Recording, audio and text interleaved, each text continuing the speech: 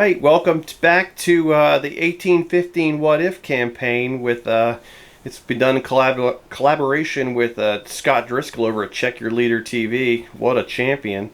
All right, this is the Battle of Saint-Pierre, southwest of Brussels, defending one of the canals as the Allied forces retreated into Brussels to kind of lick their wounds and get reinforcements out of Antwerp. General Gneisenau was also in Brussels with a column of Russian, Austrian, and some additional Prussian troops. The troops that were from those countries that were serving under Wellington have become disillusioned with his command abilities, so they have peeled off and have joined General Gneisenau. And General Gneisenau, from what I understand, from what Scott's told me, didn't have a lot of love or trust for General Wellington, so he has moved southwest of Brussels, has taken up a defensive position down here with these two towns of, I think it's Leeuw and Saint-Pierre. If you're from this area, I apologize for my pronunciation. That's probably what I'm going to say throughout this battle. By the time Marshal Soult arrives after the victory at Hal, Napoleon and Marshal Ney have moved off with a large percentage of the victorious force from that battle to Mont Saint-Jean to reinforce Marshal Davout to try to destroy the forces of the Prussians and knock them out of the war, basically. Marshal Soult has been tasked with keeping Wellington in place and handling any other forces. Just keeping them nailed to Brussels so they can't come to reserve at Mont Saint-Jean and sneak up behind basically Davout. At least slow him down, give him some pause. So that's his job. So he's going to push the offensive here, and the battle kicks off at 11:30. We're looking at probably 18 turns, at least in the first day, before it gets too dark, as he tries to get across the canal. Got a couple new things in this battle for me. One, I've never used large battalions before. I've never used a redoubt before, so we're going to have one of those. I've got a double built-up area on both sides of the canal, which is going to be Leeuw Saint-Pierre, and this will be the town of Leeuw. And we'll start deploying the forces. We'll go over the order of battle, and we'll probably do a little bit of a rehash on the campaign as well, so just hang in there and we'll see in a minute. If any of you are new to the campaign, Scott Driscoll from Check Your Leader TV recently joined me and basically helped breathe a lot of life into this campaign thanks to his knowledge of the Napoleonic period and the 100 Days campaign. I really went down this path, as I said before, just because this is what my troops had, and these were the troops I had available, and it was the only really road I could go down to use the forces that I had already and the ones that were generously given to me by Mike Desfleuret. So, because I ended up with British, Hanoverian, Russian, Austrian, and Prussian forces. So that was kind of a hodgepodge. I don't think they've ever appeared anywhere in the Napoleonic Wars all as one cohesive unit. So that kind of lent me to go down this fictional route. Also, not being the best student of tactics and knowing about taking a center position to drive a wedge between two opposing armies, I decided that Napoleon would concentrate his forces on the French frontier near Tournai, and that's where I fought my first two battles in this campaign, using the Perry brothers' Valor and Fortitude, which is a great system, very similar to Black Powder, just with some cards thrown in, and it's very entertaining, and I highly recommend it. So Napoleon rushed across the frontier with his Army du Nord, pushed back the British at Tournai and at Leeuw. General d'Armée II is released, and I fought the first battle in this campaign at Ath using that rule system, and wow, it's been great.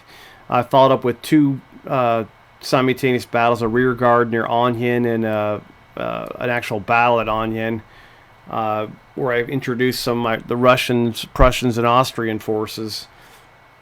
And that's basically when I reached out to Scott, because I wanted to learn more, I wanted to do more, I wanted to see what collaboration could offer to this project, and wow, it really has made a massive impact. And I've got a friend too, which is cool, and we're planning on going to Historicon and hanging out together, so it's going to be pretty cool. That'll be in July in Pennsylvania.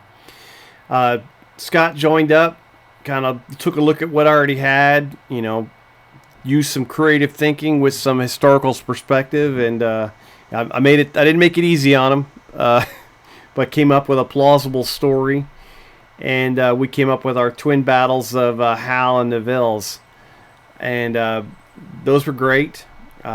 French were victorious at both. It was kind of a landslide for my battle at Hal. I wasn't expecting the Allied right to collapse so quickly, but it was victorious over there for Napoleon once again. Napoleon took Ney and a large percentage of his army or corps and started moving towards Marshal Soult. Marshal Davout, who was under Scott's command, who was also victorious against Blucher and the Duke of Orange, or I can't remember, the Prince of Orange, excuse me, at this battle down here. And the Prussians retreated to Quatre Bras. You can watch a lot of this in better detail on Scott's got a pre-video for his. General Davout moved up this road to around Mont Saint-Jean. The official map, of course, is on Scott's map he's got from the Blucher campaign. And then Blucher started moving north to try to once again combine forces with the Duke of Wellington, who had retreated to Brussels to lick his wounds.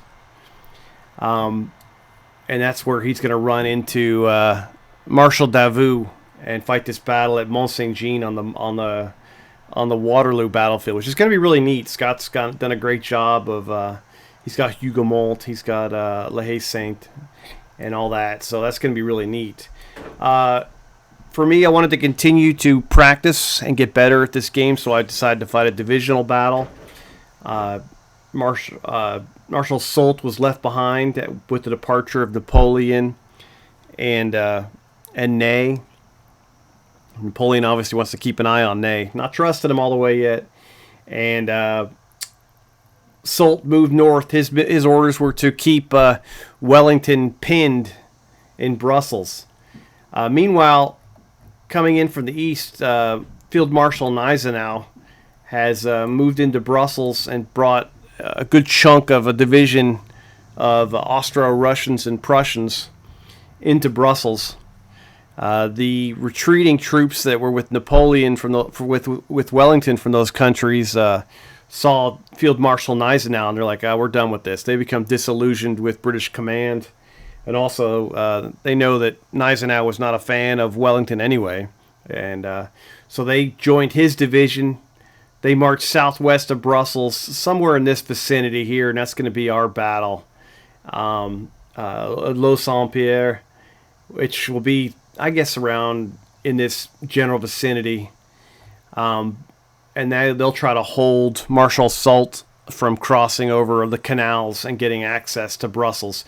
In the meantime, Wellington is resting, fortifying, resupplying, recuperating, all the R words in Brussels. He's got some big choices to make. And I put a poll out on, and I believe Scott also did, on the General des Armées forum. Decisions for the Duke of Wellington. Do you stay in Brussels, get as strong as you can, and defend it? Defend that to keep the Dutch Belgians from joining Napoleon and going and joining their army again, where they served under Napoleon proudly for years. Do you say I've got to keep my British army intact There's a lot going on. The empire is vast. Do you take the British army, retreat north to Antwerp, get back on the boats and sail back over to England and return once the Austrians and Russians have fully mobilized?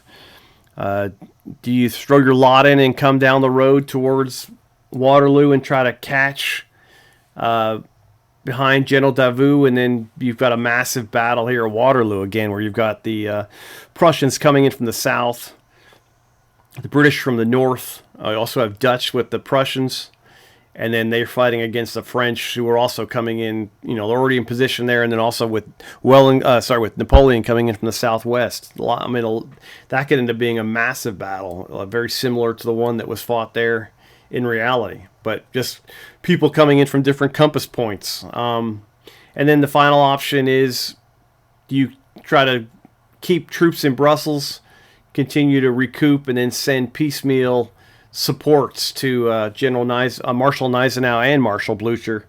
So those are all ideas. These are things you can comment on in the box, or in the comment box, either on my video or on Scott's. It's great hearing what the community has to say. Scott and I had a chat this morning about different ideas, and he was trying to reach out to a military comrade of his to get his input on deployment of his forces, just to make it a bit more fair. He didn't want his own opinion to be in there too much. He would much rather kind of play that overarching command thing and not have really an opinion about who or what, how the battle should go. That's why I called Scott to ask him what I should do with mine too. So we'll see. I'm really excited about this. After these battles, Scott and I will chat and release our post videos, and then we'll figure out where we're going. Is this the end of the campaign of 1815? We go on to something else. If Wellington and Blucher and Gneisenau can crush them in these battles, that could be the end of Napoleon again. It's time to get out of here again and go abdicate again.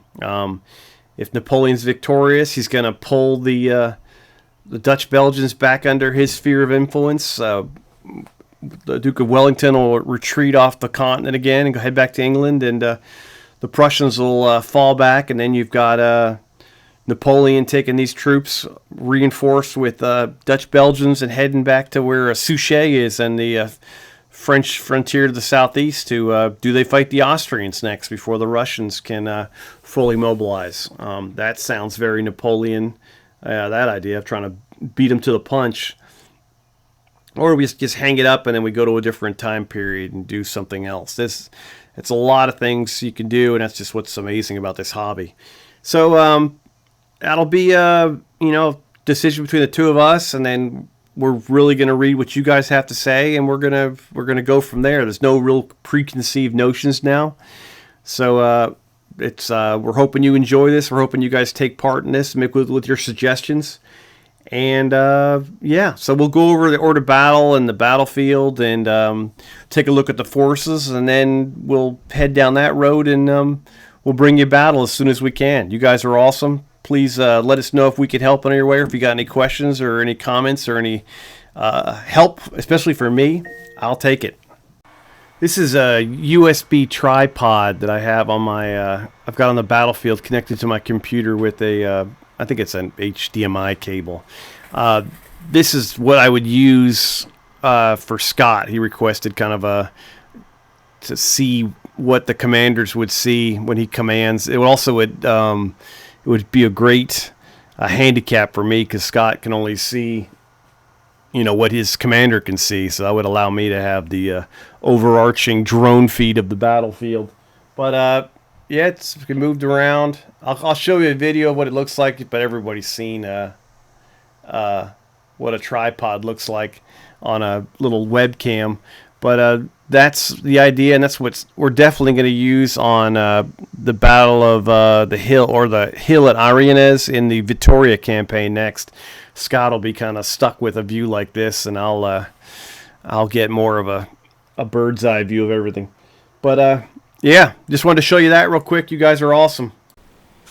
There's a picture of that little tripod webcam. It's pretty cool.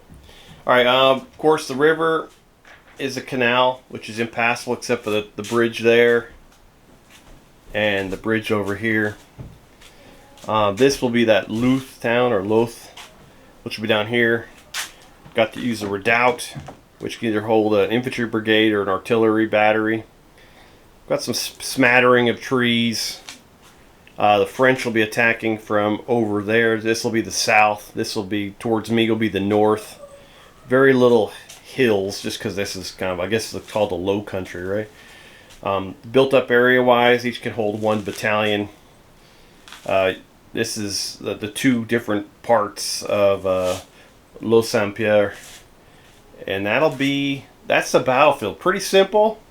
A lot of it's going to take place on the bridges, which is going to be nuts, and I think it should be good. I'm really looking forward to this. My cats are down here. They think it's going to be great too. And we'll start placing armies on the battlefield after I show you the orders of battle. And well, I might actually show the orders of battle for, as we put units out. So the Russians, Austrians, and Prussians under Gneisenau will deploy first.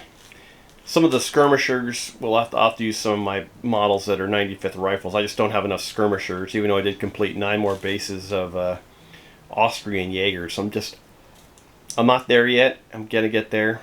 I think I'm gonna use. It looks like if you're familiar with it, the periplastic Prussians seem to have an abundance of skirmishers.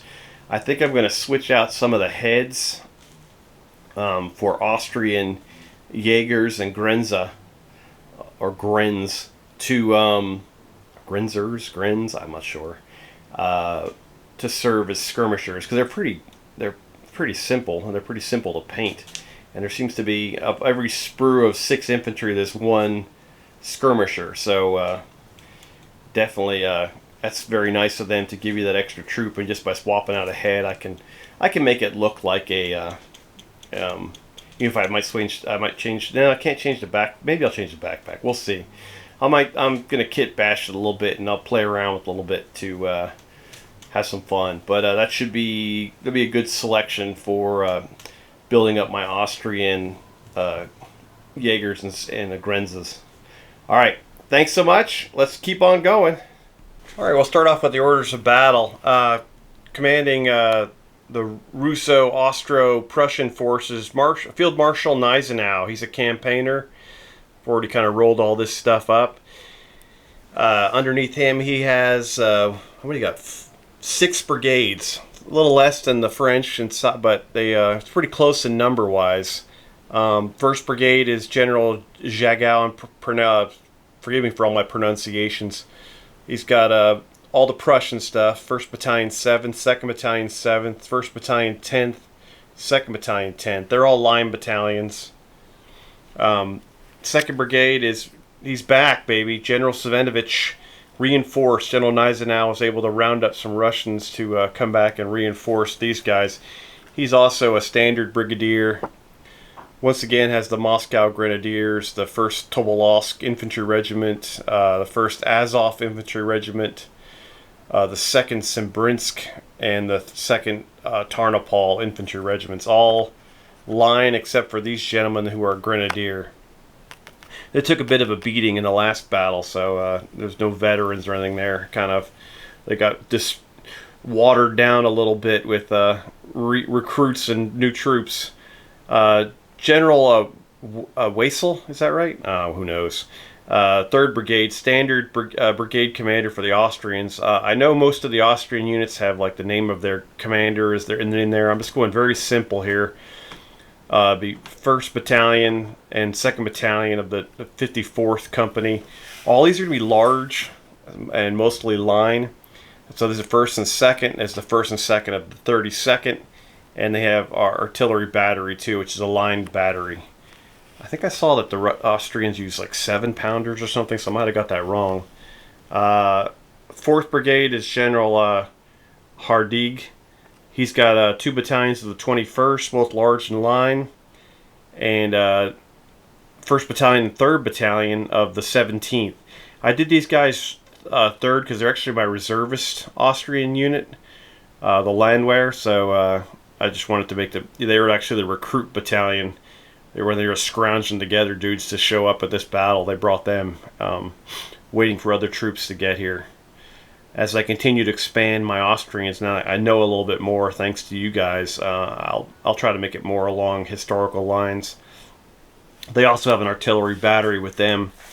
General Schiether is the 5th Brigade. He's going to be the reserve brigade for the Austrian Prussian Russian forces. He's a bold brigadier. He's got 2 large grenadier battalions, the Nyberg and the Bruder, and he also has 1st and 2nd Battalion of the 5th, which is going to be Hungarian large, and they're going to be grenadier. So that's going to be a good hammer for the for General Gneisenau. And then he's got General Krachova with 6th Brigade. He's got 2 regiments, a Prussian Dragoon Regiment and an Austrian, Dragoon Regiment number 12, line in battle.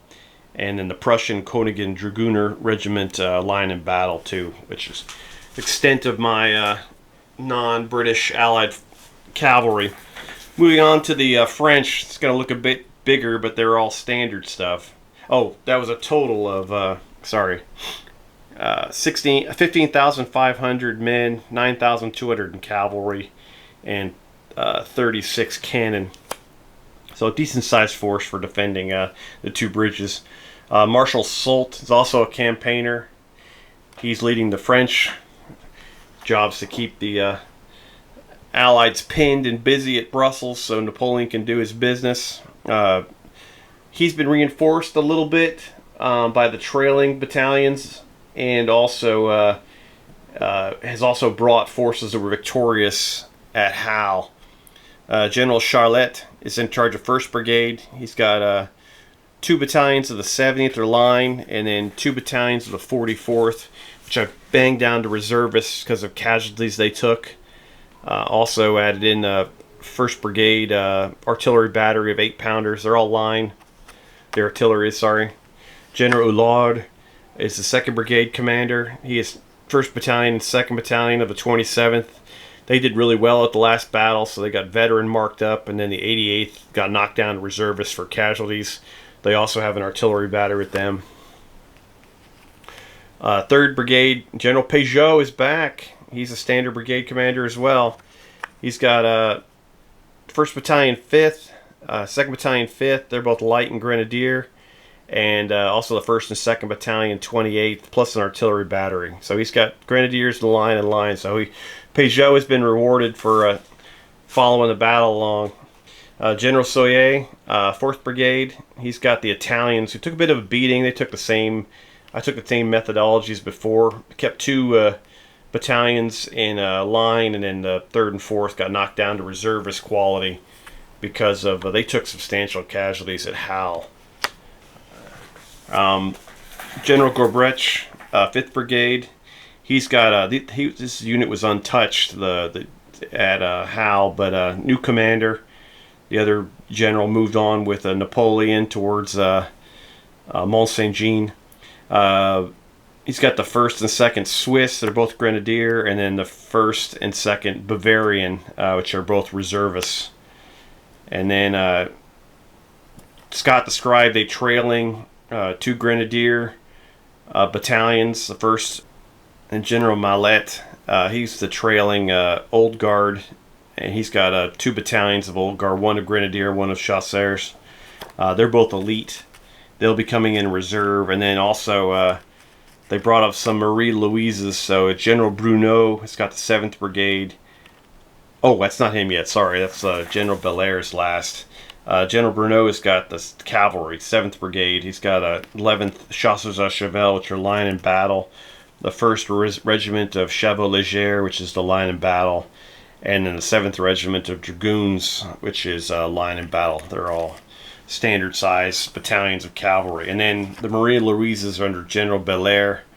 He's got the 26th, 1st through 4th. They're all recruits. So there could be some cannon fodder here. Belair might be getting sent in first. Not sure. But that idea has been kicking around in my head. All right, and here it is with troops laid on the table. Go over just by who's closest to me. General Wessel, the 3rd Brigade of the Austrians, finally fighting their own flag. They're not Portuguese or Spanish. They're back here. The Russians under Savinovich along the canal, defending both of these built-up areas, plus with a support battalion here. And then skirmishers in these woods. Gneisenau's out in the center, just kind of checking out both sides of the battlefield.